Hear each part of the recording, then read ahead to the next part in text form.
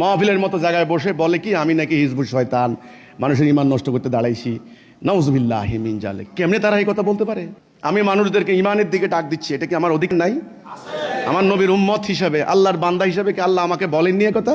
ওমা আলাইনা ইল্লাল বালাগুল মুবিন। স্পষ্ট করে পৌঁছাইয়া দাও, বালাগ বাণী পৌঁছাইয়া দাও, বালাগ পৌঁছাইয়া দাও।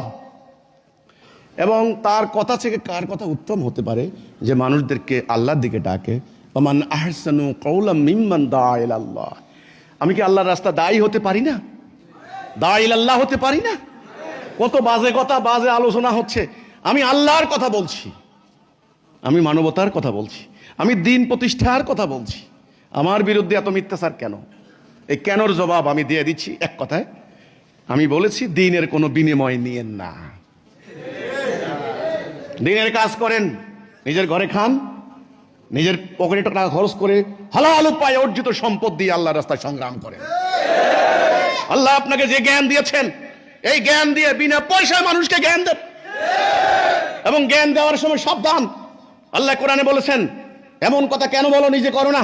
কাবুরা মাকতান ইনদাল্লাহ ইয়া আইয়ুহাল্লাযিনা আমানু লিমা তাকুলুনা মা লা তাফআলুন। কাবুরা মাকতান ইনদাল্লাহ, এমন কথা কেন বলো নিজেরা করো না। এজন্য আমাকে আগে নিজে করতে হয় আমল, তারপরে অন্যকে বলতে হবে, না হলে হবে মুনাফিক।